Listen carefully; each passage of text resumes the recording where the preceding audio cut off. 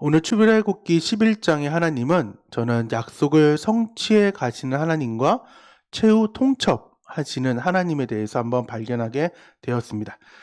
11장과 12장의 구조는 장자 재앙을 이제 예고하는 이제 마지막 재앙을 예고하시고 6월절의 규례를 이제 내일에 어떻게 이제 명령하시며 또한 6월절의 규례의 의미와 자녀들을 어떻게 교육할지, 그러니까 다른 세대가 아닌 다음 세대를 세워가기 위해 하나님께서는 6월절의 규례와 의미와 자녀 교육을 이제 행하시고 마지막 장자 재앙이 내림으로 11장과 12장이 거의 연결된 이렇게 한 문단으로 이렇게 보시면 더 좋습니다. 10가지 재앙이 뭐 한 번에 이렇게 뚝뚝뚝 떨어져서 그냥 나아간 것이 아니라 좀 길게 갔어요. 그래서 어떤 학자는 6개월에서 최대 길게는 1년까지도 이렇게 보는 학자들도 있습니다. 여튼 10가지 재앙이 이게 길게 이제 이어졌는데, 첫 번째는 이스라엘 백성에게 여호와 신앙을 이제 확립시키기 위해서 이제 하나님이 어떤 분인지를 이제 알게 하여서 이스라엘 백성들로 하여금 여호와의 신앙을 이제 확립시키고, 또한 그들의 후손에게, 즉 2세대, 3세대 그 사람들에게 여호와의 능력을 이제 전해주는 상황이었고, 세 번째, 네 번째는 애굽인들과 열방들에게는 두려운 여호와의 이름을 널리 알림으로 오직 참신은 여호와 한 분뿐임을 선포하기 위해서라는 거예요. 이게 무슨 말이냐면은 지역의 신이었어요. 그러니까 지역의 신이었는데 지금 이스라엘 민족의 신이 애굽의 신에게 먹혔잖아요. 그리고 노예 생활로 됐으니까 그 신도 애굽의 신에게 이제 낮춰진 단계, 거의 무시되는 존재였지만은 오직 참신은 여호와 한 분이라는 것을 하나님은 선포하기 위해서 10가지 재앙을 내렸다는 거죠. 그 길게 된 이유 중에 하나가. 네 번째는 이스라엘 백성에게 출애굽을 준비할 만한 시간을 이제 만반의 준비를 준 거예요. 이게 땡 하고 이제 갈 것이 아니라 이제 바로 여러 가지 일들을 통하여서 하나님께서는 그 일들을 준비시키는 하나님이라는 거죠. 때로는 우리 가운데에 여러 가지 일들이 있을 수 있지만은 하나님께서는 그것을 준비시키는 과정이고, 또한 오늘 7절처럼 그러나 이스라엘 자손에게는 사람에게나 짐승에게나 개 한 마리도 그 혀를 움직이지 아니하리니 여호와께서 애굽 사람과 이스라엘 사이에 구별할 줄을 너희가 알리라 하셨나니. 하나님께서는 계속해서 우리를 구별시키며 나아가고 있습니다. 우리가 그래서 하나님의 그 뜻을 우리가 바로 알고 나아가는 것이 많이 중요하죠. 오늘 아까 말씀드렸다시피 약속을 성취해 가시는 하나님과 최후 통첩하신 하나님에 대해서 말씀을 나누는데, 1절의 말씀 보면은 여호와께서 모세에게 이르시되 내가 이제 한 가지 재앙을 바로와 애굽에 내린 후에야 그 백성에게 말하여 사람들에게 각기 이웃들에게 은금 패물을 구하게 하라 하시더니 라는 그 말씀으로 1, 2절이 이어지고 있어요. 하나님께서는 430년 전에 그 횃불 언약, 아브라함에게 언약을 하시면서 4대 만에 돌아오고 많은 재물을 이제 갖고 올 거라는 그 약속을 하셨는데, 비록 430년 된 약속이라고 하더라도 하나님께서는 그 약속을 잊지 않고 성취해 가시는 하나님이라는 거. 그래서 그것을 은금 패물을 2절 마지막 끝절에 은금 패물을 구하게 하라라고 말을 했고, 그때 말씀드렸다시피 어마어마한 이제 돈을 이제 은금 패물을 받으면서 나오기 위해서 그거 가지고 이제 성막을 짓게 되고, 좀 안타깝지만은 그거 가지고 또한 금송아지를 짓게 되는 여러 가지의 일들이 은금 패물을 이제 다 구해서, 실질적으로 애굽이 이제 신하들도 말했지만 백성들이 애굽이 망한 것을 왜 알지 못하냐 할 정도로 거의 망해가고, 군사적으로는 이제 수장되면서 홍해에 이제 죽게 되면서 여러 가지로 쇠락하는, 그래도 강호긴 하지만은 그 전에 영광을 찾지 못하는 것이 하나님께서 이 일들을 준행하고 있다는 거예요. 그 일이 왜냐? 자카르라는 거죠. 자카르 기억나세요? 마음속 깊이 생각하고 하나님께서 그것을 잊지 않는 것이 원어적으로 자카르인데, 하나님께서는 자신의 언약을 자카르하고 계신 거죠. 우리를 또한 자카르하고 계셔서 마음속 깊이 생각하는 거예요.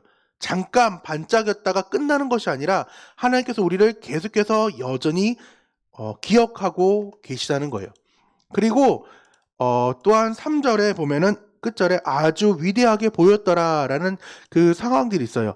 여호와 하나님의 대언자로서 바로에게 뿐만 아니라 아론에게도 신같이 행한 그 사실을 연상케 하고 있죠. 그래서 이 일들이 아주 위대하게 보였던 그 일들이 모세가 교만해서 그런 것이 아니라 모세도 도망자였고 양치기였고 그러한 상황이었지만은 그러나 순종하니까 하나님께 쓰였다는 거죠. 우리도 하나님의 일을 순종할 때 하나님께서 위대한 일을 하신다는 상황을 우리는 기억해야 됩니다. 그리고 하나님께서는 우리가 아까 11장 나왔던 얘기처럼 말씀처럼 약속을 잊지 않고 그대로 성취하시는 하나님이라는 거예요.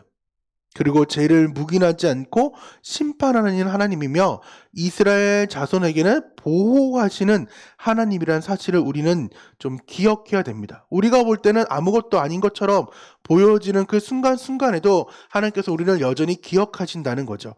10번째 재앙 후에 마침내 바로가 이제 굴복될 것을 말씀하십니다. 10가지 재앙 내내 하나님께서는 그의 마음을 완악하게 강팍해 하셔가지고 그것을 행하지 않지만 이 10가지 재앙의 마지막 장자의 죽음, 그 6월절의 그 사건을 통하여서 이제 마침내 바로가 굴복하게 된다. 그럴 때에 재앙이 있은 후에 이스라엘 백성들에게는 애굽 사람들에게 뭐 하라고요? 은금 패물을 이제 구해서 얻게끔 해가지고 하나님께서 403년 동안 객을로 지냈겠지만은 4대 만에 돌아오고 큰 재물을 이끌고 나오겠다는 그 약속을 자칼하시고 신실하게 이뤄가시는 그 하나님, 약속을 성취해가는 하나님이라는 거죠. 또한 4절에서 6절 같은 경우는 죄를 묵인하지 않고 심판하시는 하나님. 비록 하나님께서는 그 일을 하나님께서 마음을 강팍했지만 그것을 재앙과 심판을 주기 위해서 그 마음을 붙잡겠다는 거죠. 그래서 말씀을 들어도 깨닫지 못하고 회개하지 못하게끔 하나님께서 꽉 잡아놨기 때문에 그리고 마지막에 그 심판을 하나님께서는 하신다는 거예요.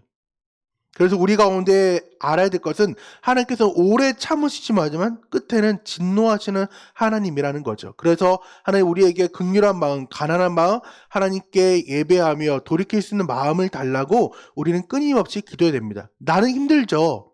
하지만 무엇을 하자고요? 성령의 충만함으로 성령을 의지하여서 하나님께 오늘도 나아가길 원합니다. 그래서 오늘도 회개할 그 부분들이 있다면 미루지 마시고 이따가 말씀 끝나고 함께 기도하자고 할 때에 정말 나의 모든 것들을 또한 기도하시면서 또한 오늘 하루를 살아내길 원합니다. 또한 7절의 상황을 한번 좀 읽어보도록 하겠습니다. 7절입니다. 아까 읽었던 말씀인데요. 그러나 이스라엘 자손에게는 사람에게나 짐승에게나 개 한 마리도 그 혀를 움직이지 아니하리니 여호와께서 애굽 사람과 이스라엘 사이에 구별할 줄을 너희가 알리라 하셨더니 하나님께서 회개하면은 우리를 더욱더 보호하시는 하나님입니다. 왜? 언약하시고 또한 자녀 삼아 주셨기 때문에 하나님께서 보호하시는 하나님이라는 것을 기억하길 원합니다. 사소한 것 하나하나까지도 기억하시며 또 하나님께서는 짐승까지도 보호한다. 왜? 앞에 우리 10장에서 말씀을 나눴지만 하나님께서 그 재물을 가지고 하나님께 예배하기를 원했기 때문에 그것도 하나의 예배를 받으시는 존재이기 때문에 하나님께서는 그 우리의 재물까지도 하나님께서는 보호하고 있다는 것입니다.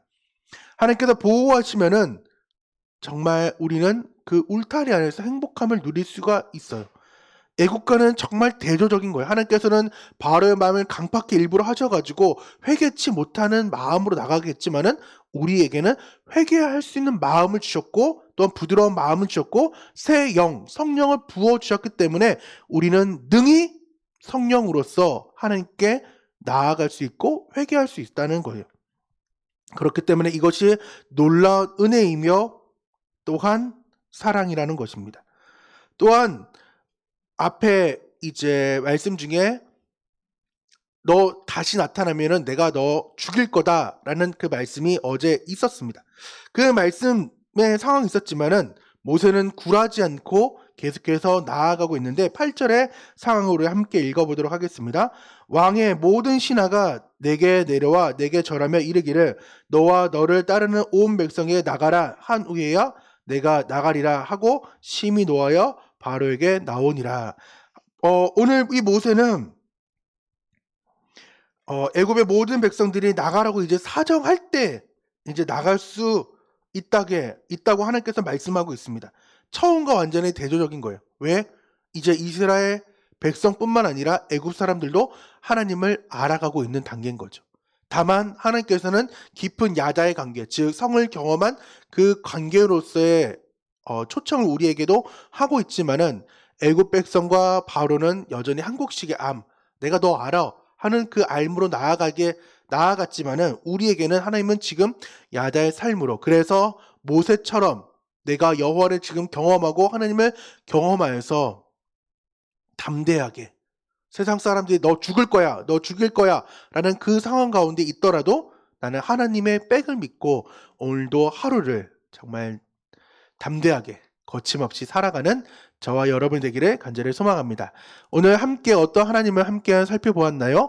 약속을 성취해 가시는 하나님과 최후 통첩, 이제 마지막 너는 이제 끝날 거야 라는 그 상황. 그래서 약속을 잊지 않으시고 그대로 심판하고 또한 성취하시는 하나님을, 자칼하시는 하나님을 보았고, 죄를 묵인하지 않고 심판하시는 하나님, 그러니까 우리 가운데 하나님께서 이스라엘 백성 나를 보호해 주는 그 하나님을 더욱더 신뢰하고 의지하여서 정말 회개할 수 있을 때 우리는 회개하며 나아가자라는 것을 우리는 기억하며 나아가길 원합니다.